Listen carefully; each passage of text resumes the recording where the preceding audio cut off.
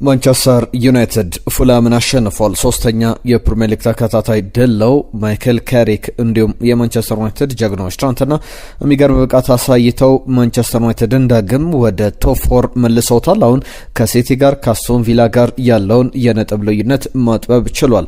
እንመለከቷለን በዝርዝር ትናንትና በኦልድ ትራፎርድ የነበረውን ጨዋታ በተመለከተ። ከዛ ውጪ ማንቸስተር ሲቲ ከቶትናም ጋር ነጥብ ጥሏል። ለአርሰናል ሰርግና ምላሽ ሆኗል።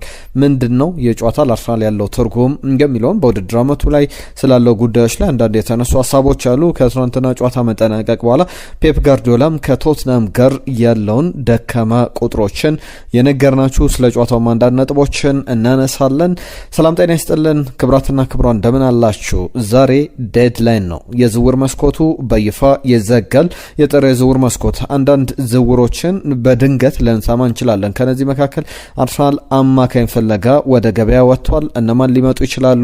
ዛሬ ይጠበቃል። ከማንቸስተር ዩናይትድ ጋር በተያዘ ሊቨርፑል፣ ቼልሲን፣ ማንቸስተር ሲቲን የተመለከቱ በርከት ያሉ የዝውውር ጉዳዮች እየወጡ ይገኛሉ። ዛሬ ደግሞ ድንገት ሳንሰማቸውም ሊጠናቀቁ የሚችሉ ዝውውሮች አሉ። የማንቸስተር ዩናይትድና ሊዮን ጎርቴዝጋ ጉዳይ እየተነሳ ይገኛል። የካዝሜሮ ተተኪ ማን ሊሆን ይችላል? በረጅም ጊዜስ እንዲሁ ከቼልሲ የሚለቁ በጣም በርካታ ወጣት ተጫዋቾች እንዳሉ ይጠበቃል። እነዚህን ጉዳዮች እያነሳን እንቆያለን። በቻላችሁት በያላችሁበት አብራችሁን ቆዩ። መልእክቶቻችሁን ጻፉልን። በስፖርት ቻናልን ሰብስክራይብ አድርጎ ይህንን ቪዲዮ ላይክ አድርጋችሁ እንድትጀምሩ አስቀድሜ ላስታውሳችሁ። ትናንትና በእንግሊዝ ፕሪሚየር ሊግ ከነበሩ ጨዋታዎች እጀምራለሁ።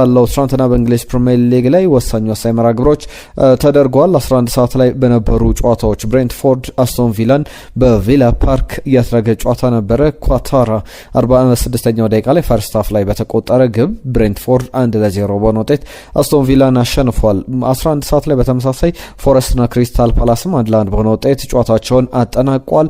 ማንቸስተር ዩናይትድ ከፉልሃም ያደረጉት ሌላኛው አነጋጋሪ ጨዋታ ነበረ። ከማንቸስተር ዩናይትድ ጋር በተያዘ በተለይ ካዜሜሮ 19ኛው ደቂቃ ላይ ማቲያስ ኩኛ በ56ኛው ደቂቃ ላይ ባስቆጥሯቸው ግቦች ማንቸስተር ዩናይትድ 2-0 እየመራ ነበረ። ከዛ በኋላ ግን ነገሮች ተቀየሩ። ራሁል ላሚኔ 85ኛው ደቂቃ ላይ በፍጹም ቅጣት ምት እንዲሁም ደግሞ ኬቨን 91ኛው ደቂቃ ላይ ያስቆጥራት ግብ የምትገርም በጣም ቆንጆ ግብ ነበር ያስቆጠረው። ጨዋታው 2-2 ተጠናቀቀ ሲባል ሼሽኮ በተለይ በጨዋታው ላይ ተቀይሮ ነው የገባው።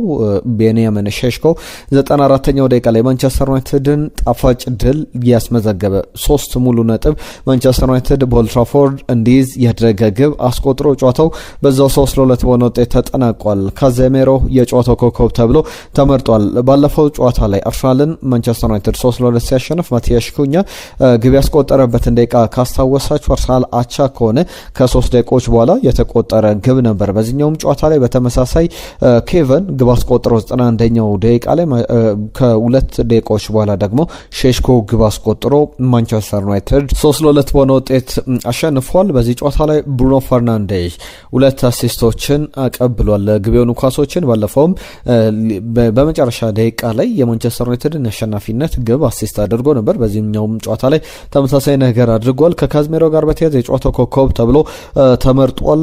19ኛው ደቂቃ ላይ የተሻገረለትን ኳስ በግንባር በመቅጣት ዩናይትድን ቀዳሚ ያደረገ ማቲያስ ኩኛ በጣም ቆንጆ ከጠባብ አንግል ግብ ሲያስቆጠር ደግሞ እንግዲህ ባላየ ነበር። ኖሉክ ፓስ ይሉታል።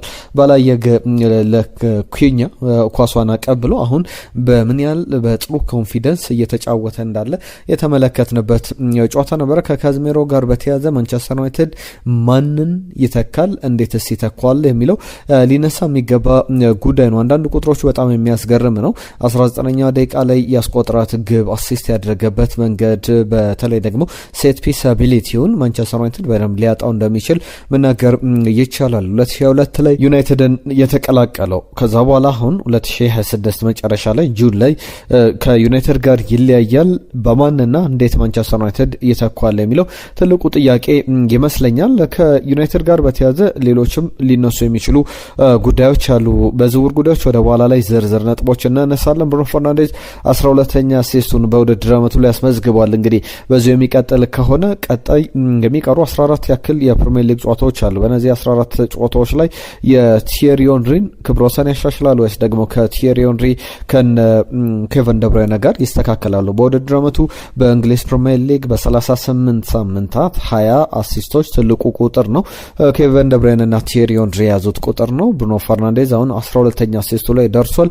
2021 ውድድር ዘመን ላይ ተመሳሳይ ቁጥሮችን 12 አሲስቶች ላይ ደርሶ እንደነበረ ተመልክተናል። ለሁሉም ከካዝሜሮ ጋር በተያዘ በማንቸስተር ዩናይትድ 22ኛ ግቡን ያስቆጠረው በ148 ጨዋታዎች በሁሉም ውድድሮች። ለሪያል ማድሪድ ግን በእነዚህ ሁሉ ዓመታት 336 ጨዋታዎችን አድርጎ በሁሉም ውድድሮች ላይ 31 ግቦችን ብቻ ነበር ያስቆጠረው ነው። በአጭር ጊዜ በጣም የጥሩ ግብ የማስቆጠር ክብረ ወሰኑን እያስቀጠለ እንዳለ ተመልክተናል። ትናንትና ኮቢ ሜኖ ጥሩ ተጫውቷል። ያንንም ማይክል ካሪክ ከኳስ ጋርም ከኳስ ውጪ ጥሩ እንዳለ የሚያሳይ ነው ተብሏል። አንዳንድ ጊዜ የኮቢ ሜኖ ጉዳይ የህይወት ሌሰን ሊሆን ይችላል ብለው አንዳንድ የማንቸስተር ዩናይትድ ፔጆች ላይ አንዳንድ የተለዩ ሀሳቦች ሲነሱ ነበር። ምክንያቱም የህይወት ሌሰን ወይም በህይወት ሊገኝ የሚችል ትምህርት ማንም ሰው ኢግኖር ቢያደርግ ያንተ ቫሊዩ መቀነስ የለበትም፣ ወይም ደግሞ ማንም ያንተን ብቃት አልተረዳም ማለት አትችልም ማለት አይደለም በሚል ሀሳቦችን ሲለዋወጡ ተመልክቻለሁ። ማይክል ካሪክ በጣም አስፈላጊው ነገር በእምነታችን መቀጠላችን፣ ማሸነፍ እንደምንችል በራስ መተማመናችንን ማስቀጠላችን ነው። ከሁሉም ነገር ከ3 ነጥቡ በላይ ዋናው ነገር እሱ ነው የሚል አስተያየቱን ሰጥቷል። በጣም ወሳኝ ድል የተመዘገበት ነበረ። ቤንያሚን ሼሽኮ በጣም ጥሩ ምሽትን አሳልፏል። ከዛ ማስቀድሞ ግብ የማስቆጠር እድሎች ነበሩት። አሁን ብሩኖ ፈርናንዴዝን ስንመለከት ባለፉት 5 ጨዋታዎች ከበርንሌይ፣ ከብራይተን፣ ከማንቸስተር ሲቲ፣ ከአርሰናል፣ ከፉላም ጋር በሁሉም ጨዋታዎች ላይ በተከታታይ 5 ጨዋታዎች ላይ ተከታታይ አሲስቶችን አስመዝግቧልና ጥሩ ጨዋታ ነበረ ለዩናይትድ ማለት ይቻላል። እንዴት ተመለከታችሁት? የናንተ የጨዋታው ምርጥ ማን ነበረ? ከትናንትና ጨዋታ ጋር በተያዘ የፕሪሚየር ሊጉን ቴብል እንመለከታለን። ትናንትና የነበረው የፕሪሚየር ሊጉ የመጨረሻ ጨዋታ 24ኛ ሳምንት ላይ ቶትናም ሆትስፐር ከማንቸስተር ሲቲ ያደረጉት በቶትናም ሆትስፐር ስቴዲየም የተነበረ ጨዋታ ነው። የሁለቱ ቡድኖች የመጀመሪያ አጋማሽ ወይም በሲዝኑ የፈርስት ሃፍ ሲዝን ላይ የውድድር ዓመቱ የመጀመሪያ አጋማሽ ሲዝን ላይ የነበረውን ጨዋታ ቶትናም ሆትስፐር 2-0 በሆነ ውጤት ኤታሃድ ላይ ጆንሰን እና ፓሊኒያ ባስቆጠሯቸው ግቦች አሸንፎ ነበር 2-0 በሆነ ውጤት። በዚህኛው ጨዋታ ላይ ግን ሪያን ሸርኪ እንዲሁም ደግሞ አንቶኒዮ ሰሜኒዮ ያስቆጥሯቸው 2 ግቦች 11 እና 44ኛው ደቂቃ ላይ በጣም ወሳኝ ግቦች ነበሩ። ማንቸስተር ሲቲም ያሸንፋል ተብሎ እየተጠበቀ ነበር። ነገር ግን ዶሚኒክ ሶላንኬ 53 እና 70ኛው ደቂቃ ላይ ያስቆጥራቸው ግቦች ጨዋታው 2-2 በሆነ ውጤት እንዲጠናቀቅ ማንቸስተር ሲቲም 2 ነጥብ እንዲጥል፣ አርሰናልም በ6 ነጥብ ልዩነት ሊጉን እንዲመራ ያስቻለ ውጤት ሆኖ ተመዝግቧል። ሶላንኬ አባቴ አርሰናል ደጋፊ ነበረ እና ሁሉ ጊዜ ስመለከታቸውን ያደግኩት ብሏል። ከጨዋታው መጠናቀቅ በኋላ ለአርሰናል ምን አስተዋጽኦ እንዳለው ተጠይቆ የሱ ግብ የመለሰው ምላሽ ነው። ትልቅ አስተዋጽኦ ያደረገ ተጫዋች ነው። ትናንትና በተለይ አርሰናል በቀጣይ ጨዋታዎች ላይ ያለውንም መርሃ ግብሮች እናነሳለን። የማንቸስተር ሲቲ ጋር ያለውን የነጥብ ልዩነት በደንብ ማጥበብ አለበት። ቶትናም፣ ሊቨርፑል አይነት ቡድኖችን ይገጥማል። በዝርዝር እንመለከተዋለን። ነገር ግን ስኮርፒዮን ኪክ ወይም ስኮርፒዮን ግብ ነበር ያስቆጠረው። ከዚህ በፊት ኦሊቬ ዥሩ ይህንን ግብ አስቆጥሮ የዓመቱ ምርጥ ግብ ተብሎ ተመርጣለት እንደነበረ ይታወቃል። በፕሪሚየር ሊግ ላይ በነበረ ጨዋታ ላይ ተመልክተናል። ለሁሉም የማንቸስተር ሲቲ አንድ በጣም መጥፎ ቁጥር የተመዘገበበት ነበረ። ትናንትና ከሲቲ ጋር በተያዘ ባለፉት 6 ጨዋታዎች ላይ 11ኛ ነጥቡን የጣለበት ነው። ማለትም ከ18 ነጥቦች ማግኘት ከሚገባው 18 ነጥቦች 11ዱን ጥሎ ያገኘው 7 ነጥቦችን ብቻ ነውና በጣም ለአሰልጣኝ ፔፕ ጋርዲዮላ በጣም መጥፎ ጨዋታ ይመስላል። ጄሚ ሬድናፕ የሰጠው አስተያየት አለ። አሁን ታይትል ሬሱ የፕሪሚየር ሊግ ዋንጫ ፉክክር ያበቃለት ሆኗል። አርሰናል እንግዲህ ሚኬል አርቴታም የዋይን ቦትሉን መክፈት ይችላል የሚል አስተያየቱን ሲሰጥ ነበረ። አርሰናል ሽጉጦቹን ተኩሷል።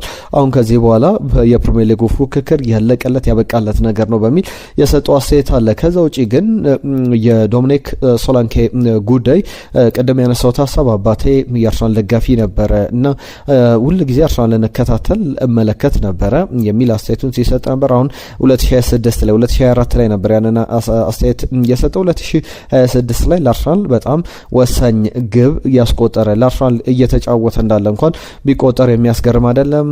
ክሬዚ የሚባል ስኮርፒዮን ግብ ያስቆጠረበት ነበር። ይቺ ግብ በኤክስፔክትድ ጎል እንዲሁ ስትመዘን በጣም ጠባብ የመግባት እድሏ ጠባብ ነበረች። 0.04 በኤክስፔክትድ ጎል ሜትሪክስ ላይ የተሰጣት ሬቲንግ ነውና በዚህም መሰረት የማስቆጠር እድሉ ጠባብ ነበር። ነገር ግን ዶናሩማ ጃልጅ ዶናሩማ ጥሩ ምሽት ቢያሳልፍም ይቺን ግብ መያዝ መቆጣጠር አልቻለም። በጨዋታውም ላይ ያን ለውጥ ተመልክተናል። የፔፕ ጋርዲዮላን ቡድን በተመለከተ በጣም አንድ አስገራሚ ቁጥር ላንሳላችሁ። ማንቸስተር ሲቲ እንግዲህ ከ2018 ወይም ከማንቸስተር ዩናይትድ ጋር ካደረገው ጨዋታ በኋላ ለመጀመሪያ ጊዜ 2 ግቦችን አስቆጥሮ 2-0 እየመራ ከዛ በኋላ የተሸነፈበት ጨዋታ ነጥብ የጣለበት ባቻ ውጤት ወይም ማሸነፍ ያልቻለበት ጨዋታ ሆኗል። ማንቸስተር ሲቲ እንግዲህ ከዛ በኋላ ከማንቸስተር ዩናይትዱ ጨዋታ በኋላ 2-0 እየመራ ነጥብ ከጣለበት የማንቸስተር ዩናይትድ የ2018 አፕሪል ወር ላይ የተደረገ ጨዋታ ነበረ። ከዛ በኋላ እንግዲህ ባደረጋቸው 115 ጨዋታዎች ላይ በተከታታይ 2-0 ከመራ ማንቸስተር ሲቲ ያሸንፍ ነበረ። ነገር ግን አሁን ያንን ሳያደርግ የተጠናቀቀበት ሆኗል። ከቶትናም ጋር አንድ ቁጥር ብቻ ላንሳላችሁ። በጣም አስገራሚ ቁጥር ነው የተመለከትኩት። ቶትናም ሰከንድ ሃፍ፣ ቶትናም ፈርስት ሃፍ በፈርስት ሃፍ ላይ 24 ጨዋታዎችን አድርጓል። እስካሁን በእነዚህ 24 ጨዋታዎች ላይ የፈርስት ሃፍ ውጤቶችን ብንመለከት 26 ነጥቦችን ሰብስቧል። 15ኛ ደረጃ ላይ ያስቀምጠው ነበረ። ሰከንድ ሃፍ ውጤቶችን ብንመለከት ደግሞ በ24 ጨዋታዎች ላይ 35 ነጥቦችን ሰብስቦ በፕሪሚየር ሊጉ 7ኛ ደረጃ ላይ ይቀመጥ ነበረና የፈርስት ሃፍና የሰከንድ ሃፍ ውጤቶቹ በጣም ፍጹም እየተለያየ ነው። ፔፕ ጋርዲዮላ ከቶትናም ጋር ወይም ማንቸስተር ሲቲ ከቶትናም ጋር በቅርብ ጨዋታዎች ላይ 40% ጨዋታዎቹን ይሸነፋል። 8 ጨዋታዎችን አሸንፏል፣ 8 ጨዋታዎችን ተሸንፏል። 4ቱን ባቻ ውጤት ያጠናቀቀበት ነውና ለፔፕ ጋርዲዮላ በጣም ከባድ ጨዋታ የቶትናም መራ ግብር እንደሆነ መናገር ይቻላል። ከትናንትና በስቲያም ሲነሱ ከነበሩ ጉዳዮች መካከል ፔፕ የጨዋታ ይከብደዋል ወይስ ደግሞ አሁን ባስፈረማቸው ተጫዋቾች እየታገዘ በደንብ በቀላሉ ማሸነፍ ይችላል የሚለው ጉዳይ በጣም ይጠበቃል። ለአርሰናል ደጋፊዎች እዚህ ጋር ጥሩ ዜናዎች ይነሳሉ። ስለ አርሰናል ደግሞ እናንሳ። ማንቸስተር ሲቲ በጣም እየተቸገረ ይገኛል። ባለፉት 6 ጨዋታዎች አንድ ጨዋታ ብቻ ያሸነፈበት ነው። እሱም በሜዳው ወልቭስን ያሸነፈበት ጨዋታ ነው። በእነዚህ ጊዜያት ላይ ግን በብዙሃን መገናኛዎች ላይ ጫናዎች የበረከቱት አርሰናል ላይ ነው። ለምን ይመስላችኋል? አርሰናል ላይ ጫና የበረከተው አርሰናል የዋንጫ ቡድን አይደለም። አርሰናል ዞረስ ቲም ነው። ፕሪሚየር ሊጉን ቢያሸንፍ አርሰናል ፕሪሚየር ሊጉን አያሸንፍም። በጣም ከባድ ጊዜ ነው የሚጠብቁት እየተባሉ ብዙ ሀሳቦች ይሰጣሉ። የእናንተን ሀሳብ የአርሰናል ደጋፊዎችም ሌሎችም እስቲ ሀሳቦቻችሁን ላኩልን። አርሰናል በፕሪሚየር ሊጉ ላይ ምንድነው የቸገረው? ምንድን ነበረ እንደዚህ አይነት በብዙሃን መገናኛዎች ዝቅተኛ ግምት እንዲሰጠው ምክንያት የሆነ የሚለው ትልቁ ጥያቄ ይመስለኛል። ማንቸስተር ሲቲ በጣም ደካማ ጊዜ ላይ ሆኖ እንኳን እንደዚህ አይነት ትችቶችን እያስተናገደ አይገኝም። በስኳድ ደረጃ ማንቸስተር ሲቲ ያወጣውን አርሰናል አውጥቷል። ያስፈረማቸው ተጫዋቾች በኳሊቲ ደረጃ ማንቸስተር ሲቲ በጣም አንደርማይን የሚደረግ ስብስብ ያለው አይደለም። ወይም ደግሞ አርሰናል በጣም ትልቅ ስብስብ እንዳለው ቢነገርም በዛ ደረጃ ልዩነቱ ሰፊ ነው ብሎ መገመት ይቻላል የሚለው ትልቁ ጥያቄ ሊሆን ይችላል። ሁሉም ግን አርሰናል ባለፉት ጨዋታዎች ላይ ለምሳሌ ከ6 ጨዋታዎች በፊት በ2 ነጥቦች ብቻ ነበር ሊጉን እየመራ የነበረው። በእርግጥ ከዚህም በላይ የነጥብ ልዩነቱ ማስፋት ይችል ነበር። አሁን ግን የ6 ነጥብ ልዩነት አለው። አሁን እነዚህ ነገሮች ሁሉ እያሉ ጥያቄዎች የሚነሱት በአርሰናል ላይ ነውና የአርሰናል ደጋፊዎች ከቡድናቸው ጎን ነው መቆም ያለባቸው ወይስ ደግሞ ብዙሃን መገናኛዎችን ነው መስማት ያለባቸው የሚለው ትልቁ ሊነሳ የሚገባው ጥያቄ ነው። በሚቀጥሉት 5 የፕሪሚየር ሊግ ጨዋታዎች ላይ በታይትል ሬሱ በፕሪሚየር ሊጉ የዋንጫ ፉክክር ላይ ወሳኝ ጨዋታዎች ይኖራሉ። አርሰናል ቀጣይ ከሰንደርላንድ በሜዳው፣ ከብሬንትፎርድ ከሜዳው ውጪ፣ ከቶትናም ከሜዳው ውጪ፣ ከቼልሲ ጋር በሜዳው እንዲሁም ብራይተንን ከሜዳው ውጪ የሚገጥምበት 5 ጨዋታዎች ይጠበቃል። የማንቸስተር ሲቲን ስንመለከት ሊቨርፑል፣ ፉላም፣ ኒውካስል ዩናይትድ፣ ሊድስ ዩናይትድ፣ ኖቲንግሃም ፎረስት የሚደረጉ ጨዋታዎች በጣም ለማንቸስተር ሲቲም ከባድ ናቸው። አስቶን ቪላን ብንመለከት ቦርንመዝ፣ ብራይተን፣ ሊድስ፣ ወልቭስ፣ ቸልሲን የሚገጥምባቸው ቀጣይ ጨዋታዎች አሉና እንዴት ታዩታላችሁ? ለአርሰናል ለማንቸስተር ሲቲ የትኛው ቡድን ነው ቀላል ጨዋታዎች የሚቀጥሉት 5 ጨዋታዎች ላይ ቀላል መራ ግብር? እስቲ ሀሳቦቻችሁን ጻፉልን። ለሁሉም ማንቸስተር ሲቲ ነጥብ የጣለበት ጨዋታ ነው በፕሪሚየር ሊጉ ላይ ትናንትና። ለማንቸስተር ዩናይትድ መልካም ቀን፣ ለአርሰናል መልካም ቀን ነበር። አርሰናል አሁን በ53 ነጥቦች ሊጉን እየመራ ይገኛል። 39 ንጹህ ግቦች ያሉት ማንቸስተር ሲቲን ስንመለከት 47 ነጥቦችን ሰብስቦ ከአርሰናል በ6 ነጥቦች ዝቅ ብሎ ከአስቶን ቪላ በ1 ነጥብ ከፍ ብሎ አስቶን ቪላ ደግሞ ከአርሰናል በ7 ነጥቦች ዝቅ ብሎ 3ኛ ደረጃ ላይ ይገኛል። ማንቸስተር ዩናይትድ አሁን 41ኛ ነጥቡን ሰብስቧል። ያ ማለት 41 ማለት ከማንቸስተር ሲቲ በ6 ከአስቶን ቪላ በ5 ነጥቦች ዝቅ ብሎ የተቀመጠበት ነው። ከቸልሲ በ1 ነጥብ ነው በእርግጥ ከፍ ያለው፣ ከሊቨርፑልም በ2 ነጥቦች። ቸልሲ 5ኛ ነው፣ ሊቨርፑል 6ኛ ደረጃ ላይ ተቀምጧል። የፕሪሚየር ሊግ ጨዋታዎች በቀጣይ ይቀጥላሉ። ነገ ደግሞ አርሰናል እንግዲህ የሚያከናውነው ጨዋታ አለ ከቸልሲ ጋር በካራባኦ ካፕ ሰሚ ፋይናል የሁለተኛው ሰከንድ ሌግ ሁለተኛው የመልስ ጨዋታ ወደ ዋንጫው ለማለፍ የሚደረግ ጨዋታ ለአርሰናል ከቸልሲ 3-2 የመጀመሪያው ጨዋታ በስታንፈርድ ብሪጅ አርሰናል አሸንፏል። የአንድ ግብ አድቫንቴጅ አለው። የመልሱ ጨዋታ እንዴት ይታያል? እስቲ ሀሳቦቻችሁን ጻፉልን፣ ግምቶቻችሁን ላኩልን። ከጨዋታው መጠናቀቅ በኋላም ነገም የሚጠበቁ ነገሮች አሉ፣ በስፋት እናነሳቸዋለን። የአርሰናልን የፕሪሚየር ሊጉን ጨዋታዎች ካነሳን ትናንትና ሪያል ማድሪድ በጣም በጠባብ መንገድ ያሸነፈበት ጨዋታ ነበረ። ራዮ ቫይካኖን የገጠመበት ጨዋታ። ራዮ ቫይካኖች ሁለት ተጫዋቾች በቀይ ካርድ ቢወጣባቸው አንደኛው 90ኛው ከተጠናቀቀ በኋላ 9ኛው ደቂቃ ላይ 103ኛው ደቂቃ ላይ በቀይ ካርድ የወጣ ነው ፔፕ ቻቫሬስ፣ እንዲሁም ደግሞ አስቀድሞ 80ኛው ደቂቃ ላይ ፓቴ ሲሴ በቀይ ካርድ ወጥቶ ራዮ ቫይካኖ ሲቸገር ነበር። ነገር ግን 2-1 በሆነ ውጤት ነው ኬሊያን ኤምባፔ 100ኛው ደቂቃ ላይ ነበር ግን ማስቆጠር የነበረበት። ይህንንም የካሪም ቤንዜማ በመደበኛ 90 ደቂቃዎች በተጠናቀቁ ጨዋታዎች በጣም ረጅም ወይም በመጨረሻ ደቂቃ ላይ የተቆጠረ ግብ የካሪም ቤንዜማ ግብ ነበር። አሁን ኬሊያን ኤምባፔ ያንን ክብረ ወሰን ተጋርቷል። ቪኒ ጁኒየር በጨዋታው የመጀመሪያ ደቂቃዎች ላይ 14ኛው ደቂቃ ላይ በጣም የሚገርም ግብ አስቆጥሯል። አሁን ሪያል ማድሪድ ሙሉ 3 ነጥብ ይዞ የወጣበት ጨዋታን የተመለከትንበት መርሃ ግብር ነው ትናንትና። ለሁሉም ከባርሰሎና ጋር አሁን ያለው የነጥብ ልዩነት የ1 ነጥብ ብቻ ነው። 55 እና 54 ነጥቦችን ይዘው አንደኛና ሁለተኛ ደረጃ ላይ ተቀምጧል። ትናንትና ከነበሩ ጨዋታዎች መካከል ዩቬንቱስ ፓርማን በጣሊያን ሴሪ 4-1 አሸንፏል። ኢንተር ክሩሞኔንዜን 2-0 ያሸነፈበት ጨዋታ ነው። አታላንታ ከኮሞ 0-0 በሆነ ውጤት ተጠናቋል። በፓሪስ ሰን ጀርመንና በስትራስቡርግ መካከል የነበረ ጨዋታ ነበረ። ፓሪስ ሰን ጀርመን 2-1 በሆነ ውጤት ማሸነፍ ችሏል። ሁሉም ትናንትና የነበሩ ጨዋታዎች እነዚህን ይመስላሉ። ሀሳቦቻችሁ ላኩልን። ከጨዋታዎች ጋር በተያያዘ ዝውውሮችን የተመለከቱ ጉዳዮችን ለንሳ። በተለይ ትልቁ ጉዳይ የሊቨርፑል ጉዳይ ነው። ሊቨርፑልን በተመለከተ ያልተጠበቀ ዜና ሰምተናል። ዴድላይን ነው ዛሬ የዝውውር መስኮቱ፣ የጥር የዝውውር መስኮት ይጠናቀቃል። ባለፈው ዓመት በተመሳሳይ ቀን ላይ የተጠናቀቁ ዝውውሮችን ለንሳላችሁ። ከአስቶን ቪላ ወደ አልናስር ጆን ዱራን ዝውውሩን አጠናቆ ነበር። ኦማር መርሞሽ ወደ ማንቸስተር ሲቲ መጥቷል። ክቫራትስኬሊያ ፓሪስ ሰን ጀርመንን የተቀላቀለበት፣ ኒኮ ጎንዛሌዝ ማንቸስተር ሲቲን የተቀላቀለበት ነበረ። እነ ኩሻኖቭ ቪክቶሬስ ዝውውራቸውን ወደ ማንቸስተር ሲቲ ያደረጉበት ዝውውር ነበረ። ሂሜኔዝ ወደ ኤሲ ሚላን ተዘዋውሮ ነበረ። በዛሬው ቀንስ እንደዚህ አይነት ሊጠቀሱ የሚችሉ ትልቅ ዝውውሮች ይጠናቀቃሉ የሚለው የሚጠበቅ ነው። ዛሬ ሊቨርፑል አንድ ተጫዋች የሕክምና ምርመራ ያጠናቀቃል። ከዚህ በፊት ከማንቸስተር ዩናይትድ በተለይ ደግሞ ከአርሰናልና ከቸልሲ ጋር ስሙ ሲያዝ ነበር። ባለፉት ቀናት ደግሞ አርሰናልም ከዝውውሩ ወጥቶበት ቸልሲ በዝውውሩ ላይ ገፍቶ ሄዶ ዝውውሩን ለማጠናቀቅ ከተጫዋቹ ጋር በደሞዝ በጥቅማ ጥቅም ጉዳዮች ላይ ጭምር ስምነት ላይ ደርሶ ነበር። ይህ የሬንስ አካዳሚ ውጤት ነው። በሬንስ አካዳሚ ከዚህ በፊት ብዙ ተጫዋቾችን አንስቼላችኋለሁ።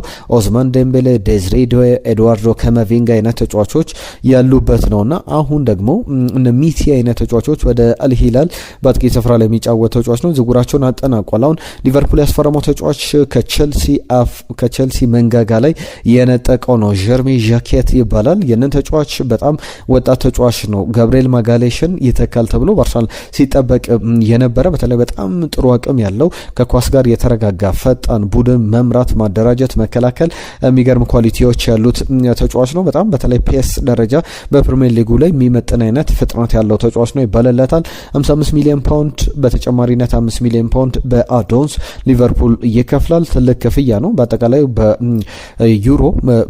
በዩሮ ብንመነዝረው ወደ ከ60 እስከ 70 ሚሊዮን ዩሮ ሊቨርፑልን የሚያስወጣ ዝውውር ነው። ስምነት ላይ ደርሷል። ዛሬ ሕክምና ምርመራውን ያጠናቃል። በጥር ግን ወደ ሊቨርፑል አይመጣም፣ ክረምት ላይ ነው የሚመጣው። ለዛም ነው ከቼልሲ አድቫንቴጅ የወሰደው። ቼልሲ በዚህ የጥር የዝውውር መስኮት ተጫዋቹ ወደ ክለቡ ወደ ስታንፈርድ ብሪጅ እንዲመጣ ዝውውሩንም በዛ በሊቨርፑል ከማድረጉ በፊት የቼልሲ ሊሆን የሚችልበት እድል መስፋቱን ስናነሳ አንደኛው ከሁለቱም ቡድኖች ያላግባባ ነገር የነበረ ከሊቨርፑል ጋር በተያዘ ሌላ ያልተሳካለት ዝውውር አለ። ከሰንደርላንድ ለቲሻር የተባለ ተጫዋች አለ። የአርቢ ሌፕዚግ ተጫዋች ነው። በውሰቱል በሰንደርላንድ እየተጫወተ ይገኛል። ራይት ባክ ነው። በዚህ በሊቨርፑል በኩል በጣም እየተዳከመ ለመጣው መከላከል ይህንን ተጫዋች ለማምጣት ሙከራ ሲያደርግ ነበረ። አሁንም በሊቨርፑል በኩል የዳምፍሪስን ዝውውር ለማጠናቀቅም ሙከራ እያደረገ ነበር። ያልተሳኩለት ዝውውሮች ነው በሊቨርፑል በኩል የተመለከት ነው። ቼልሲን የተመለከቱ ጉዳዮችን ላንሳ። ከቼልሲ ጋር በተያያዘ የጀርሚ ጃኬት ጉዳይ ዝውውሩንም አላጠናቀቅም። ስለዚህ መመዱ ሳርን ከስትራስቡርግ በውሰት ውል ወደ ስትራስቡርግ ለቆት ነበረ። ዳግም ወደ ቼልሲ መጥቷል። መመዱ ሳርን በቡድኑ ውስጥ እንመለከተዋለን። ከዛ ውጪ ደስሮ ፎፋና በአጥቂነት በቱርክ ሱፐር ሊግ ላይ ዘንድሮ ወደ 8 ግቦችን በ15 ጨዋታዎች ላይ አስቆጥሮ ነበረ። ደስሮ ፎፋና ዳቪድ ዳስትሮ ፎፋና ኮትዲቯራዊ አጥቂ ነው። ወደ ቼልሲ ተመልሶ ነበር። አሁን እንደ ላፓሪዚያን ዘገባ ከሆነ ወደ ስትራስቡርግ ሄድና ቀሪውን ሀፍ ሲዝን በዛ በስትራስቡርግ የሚያሳልፍ ነው የሚሆነው። ቼልሲ ሸጠዋለሁ ብሎ አስቦ ያመጣው ተጫዋች እንደነበረ ተመልክተናል። ለሁሉም እነዚህ ከቼልሲ ጋር በተያዘ ሊነሱ የሚችሉ ጉዳዮች ናቸው። የታይሪክ ጆርጅም ጉዳይ ይነሳል። ታይሪክ ጆርጅን ቼልሲ ለቆታል። ታይሪክ ጆርጅ ማለት በትልቅ ቡድኖች በፕሪሚየር ሊጉ በማንቸስተር ዩናይትድም ጭምር ይፈለጋል ሲባል ነበረ። ወደ ኤቨርተን በውሰቱል ማምራቱን ተመልክተናል። ግማሹን የውድድር ዘመን በዚያ ያሳልፋል። 19 ዓመቱ ላይ ይገኛል። ቼልሲ እስከ 2028 ድረስ ተጫዋቹን የማቆየት መብት አለው። ዋናው ውሉ እስከ 2027 ድረስ የሚያቆይ ነው። በጃክ ግሪሊሽ በኩል ያለውን ክፍተት ይሞላል ተብሎ ይጠበቃል። ጃክ ግሪሊሽ ባጋጠመው ጉዳት ምናልባት ከዚህ በኋላ በኤቨርተን ቤት ላንመለከተው እንችላለንና የሚነሳ ጉዳይ ነው። ከማንቸስተር ዩናይትድ ጋር በተያያዘ እየተነሱ ያሉ ጉዳዮች አሉ። የአርሰናል ሀሳቦች አሉ። በዚህ የጥር የዝውውር መስኮት ከሚጠበቁ ጉዳዮች ወጣ ብለን በክረምቱ አሰልጣኝ ማይከል ካሪክ በቋሚነት ከፈረመ ማርከስ ራሽፈርድን ወደ ኦልድ ትራፎርድ መመለስ ይፈልጋል። ከባርሰሎና ጋር በተያዘ 26 ሚሊዮን ፓውንድ ወይም 30 ሚሊዮን ዩሮ በቋሚነት የማስፈረም መብት አለው። ወደ 17 ሚሊዮን ፓውንድ አመታዊ ደሞዙ ነው ወደ ማንቸስተር ዩናይትድ ቢመጣ። ስለዚህ ይህንን ደሞዝ አሁንም የከፈለ ማንቸስተር ዩናይትድ ሊቀጥል ይፈልጋል። ማይከል ካሪክ በቋሚነት የሚፈርም ከሆነ ተጫዋቹ ማርከስ ራሽፈርድ ቢመጣ የሚጠላው ዝውውር እንዳልሆነ እየተነገረ ይገኛል። ሌላኛው በክረምቱ ከዩናይትድ ጋር በተያዘ እየተነሳ ያለ ጉዳይ የሊዮን ጎርቴዝ ጋር ጉዳይ ነው። ከባየር ሙኒክ አንደኛው የካዜሜሮ የአጭር ጊዜ እቅድ ተደርጎ በእርግጥ ትልቅ ዝውውሮች በትልቅ አማካይነት ካርሎስ ባሌባ፣ አዳም ዋርተን ወይም ደግሞ ኤሊያት አንደርሰን ከነዚህ ሶስት አማካዮች መካከል ወይም ደግሞ የወልቭሱ ጎሜዝ አንዳቸው ወደ ፕሪሚየር ሊጉ መጥቶ ማንቸስተር ዩናይትድን አማካኝ ስፍራ ላይ ያጠናክራሉ ተብሎ ይጠበቃል። የሊዮን ጎርቴዝ ጋር ጉዳይ ግን በስፋት እየተዘገበ ይገኛል። በክረምቱ የዝውውር መስኮት በነጻ ዝውውር ወደ ማንቸስተር ዩናይትድ ሊመጣ የሚችል ትልቅ ስም ሊሆን ይችላል። ምናልባት የስኳድ ተጫዋች ሆኖ እንመለከተዋለን። አሁን ካዝሜሮ ካለው ሚና የተሻለ ነገር ግን በስኳድ ደረጃ ካርሎስ ባሌባ ሲመጣ የሱ ተጠባባቂ ወይም ሌሎች ተጫዋቾች ሲመጡ የነሱ ተጠባባቂ ሆኖ ሊቀጥል የሚችል ስኳዱን ለማጠናከር የሚመጣ ተጫዋች ይሆናል ተብሎ ነው የሚጠበቀው። እነዚህ ከዩናይትድ ጋር በተያዘ የሚጠበቁ ዝውውሮች ናቸው። ብሩኖ ፈርናንዴዝ ይለቃል አይለቅም ሌላኛው እየተነሳ ያለ ጉዳይ ነው። የአርሰናልን ጉዳዮች በመጨረሻ እናንሳ። ከአርሰናል ጋር በተያዘ ብዙ ሀሳቦች እየተነሱ አይገኝም ነበር ባለፉት ቀናት ላይ። ነገር ግን ሚኬል ሜሬኖ ጉዳት አጋጥሞታል። ባለፈው ከሊድስ ጨዋታ ስብስብ ውጪ ነበረ። አሁን ክለቡ ትናንትና ማምሻውን ይፋ ባደረገው ስቴትመንት ላይ መሰረት የተመለከትናቸው ጉዳዮች አሉ። ምናልባት ከውድድር ዓመቱ ውጪ ሊሆን ይችላል። የእግር ጣቱ ላይ በተለይ እግሩ ላይ የተሰበረ አጥንት አለና ያንን ለማከም የሕክምና የቀዶ ሕክምና ያስፈልገዋል፣ ሰርጀሪ ያስፈልገዋል። በዚህ ምክንያት ሚኬል ሜሬኖ የ29 ዓመቱ የአማካኝ ስፍራ ተጫዋች አጥቂ ነውም ልንለው እንችላለን። ሚኬል አርቴታ በጣም የሚወደው አይነት ተጫዋች ነው። ከውድድር ዓመቱ ውጪ ሊሆን ይችላል፣ ምናልባት ባይሆን እንኳን 2 ወራት 3 ወራት ከሜዳ ሊርቅ ይችላል። ስለዚህ የውድድር ዓመቱ አብቅቶለታል ብሎ መናገር ይቻላል። በአርሰናል በኩል በጣም የሚያሳዝን አስደንጋጭ ዜና ሊሆን ይችላል። ነገር ግን ከዚህ በኋላ በጥር የዝውውር መስኮት አርሰናል ዛሬ በመጨረሻ ቀን ሰርፕራይዝ ዝውውሮችን ሊያደርግ ይችላል የሚሉ ጉዳዮችን እየሰማን እንገኛለን። አንድሪያ ቤርታ፣ ሌሎችም የአርሰናል የምልመላ ሰዎች በጥር የዝውውር መስኮት ሊመጣ በነፃ ሊገኝ የሚችል ዝውውርን ወይም ደግሞ በጣም በትንሽ የውሰት ውል ክፍያ ሊመጣ የሚችልን ተጫዋች እየፈለጉ ይገኛሉ። አማካኝ ስፍራ ላይ ስኳዱን በደንብ ሊያሳሳ የሚችል ተጫዋች እንደሆነ መናገር ይቻላል። ምናልባት ደግሞ ከዚህ በኋላ አስቡት ሌላ ተጫዋች ጉዳት የሚያጋጥመው ከሆነ ለአንድ ለሁለት ለጨዋታዎች እንኳን ሚኬል ሜሬኖን ካጣ በኋላ አርሰናል እና ማርቲን ዙሜንዲ ሌሎችም ተጫዋቾች ዴክላን ራይስ መጠነኛ ጉዳት እንኳን ቢያጋጥማቸው ለአርሰናል በዋንጫ ፉክክሩ ላይ ትልቅ እክል ነው የሚሆነውና አርሰናል በዛሬው ዕለት ተጫዋች ሊያስፈርም ይችላል የሚለው ጉዳይ እየተነሳ ይገኛል። ሌላኛው ወጣት ተጫዋች የብላክበርኑ ተጫዋች በ1 ሚሊዮን ፓውንድ አርሰናል ሊያስፈርመው ጥረት ሲያደርገው የነበረው ከዴድላይን ቀን በፊት ይጠናቀቃል ወይ የሚለው ትልቁ ጉዳይ ነበረ። ኢጎር ቲጆንን በተመለከተ እንደ ለንደን ኢቭኒንግ ስታንዳርድ ዘገባ ከሆነ ዝውውሩ ሊጠናቀቅ የሚችልበት እድል እየጠበበ መጥቷል። ተጫዋቹ 17 ዓመቱ ላይ ይገኛል። እስከ ውድድር ዓመቱ መጨረሻ ድረስ በዛው በብላክበርን ሊቆይ ይችላል የሚሉ ጉዳዮችን ተመልክተናል። በክረምት ደግሞ ከአርሰናል ጋር በተያዘ እየተነሳ ያለው ትልቁ ጉዳይ በዋነኝነት የዩሊያን አልቫሬዝ ጉዳይ ነው። ዩሊያን አልቫሬዝ ለማስፈረም ደግሞ አርሰናል በቅድነት ከያዛቸው ተጫዋቾች መካከል አንደኛው በዋነኝነት ሊጠቀስ የሚችለው ገብርኤል ጀሱስን ወይም ደግሞ ገብርኤል ማርቲኔሊን በተቃራኒ ወደ አትሌቲኮ ማድሪድ በመልቀቅ በትንሽ ገንዘብ ጨምሮ ዩሊያን አልቫሬዝን ወደ አርሰናል ለማምጣት ነው። ባርሰሎና፣ ፓሪስ ሰን ዠርመን፣ ሌሎችም ክለቦች ቸልሲም የተጫዋቹ ፈላጊዎች ናቸውና ክረምቱ ሲቃረብ ደግሞ ሌሎች ፈላጊ ክለቦችም ሊመጡበት ይችላሉ። ምናልባት አርሰናል ይህንን ዝውውር ማጠናቀቅ ከፈለገ ከዓለም ዋንጫው በፊት ዓለም ዋንጫ ላይ የተጫዋቾች ዋጋ በጣም ከፍ ይላል በሚያሳዩት ብቃት ምክንያት። ስለዚህ ከዓለም ዋንጫው በፊት ፍላጎቶችም እንዳይጨምሩ የተጫዋቹም ዋጋ ከፍ እንዳይል ከዓለም ዋንጫው በፊት ማጠናቀቅ ያለበት ዝውውር ይመስላል። ከቸልሲ ጋር በተያያዘ እየተነሳ ያለው ሌላኛው ጉዳይ የጀርሚ ጃኬትን ዝውውር ማጠናቀቅ አለመቻሉን ተከትሎ ታይሌል ታት የተባለ ተጫዋች አለ። የኖንስ ተጫዋች ነው። በሌኪፕ ዘገባ መሰረት የ18 ዓመቱን ተጫዋች ቸልሲ ዘንድሮ ለኖንስ 19 ጨዋታ አድርጓል። በዚህ የጥር የዝውውር መስኮት በ30 ሚሊዮን ዩሮ ለማምጣት ጥረት እያደረገ ይገኛል። ይሳካለታል ወይ የሚለው የሚጠበቅ ጉዳይ ነው። ከኖኒ ማዱዌኬ ጋር በተያያዘ በጣም አስገራሚ ጉዳይ ሰምተናል። በጣም ከረጅም ጊዜ በኋላ ነው ከ412 ቀናት ወይም ደግሞ ከ31 ጨዋታዎች በኋላ ይመስለኛል በእንግሊዝ ፕሪሚየር ሊግ ላይ ለግብ የሆነ ኳስ አሲስት ማድረግ እየቻለውና ረጅም ጊዜ የተቆጠረበት አሲስት ያስመዘገበ ተጫዋች ነው። ነገር ግን ከማዕዘን ምትም ግብ ሲቆጠር የእሱ አስተዋጽኦ በጣም ትልቅ እንደነበረ ተመልክተናል።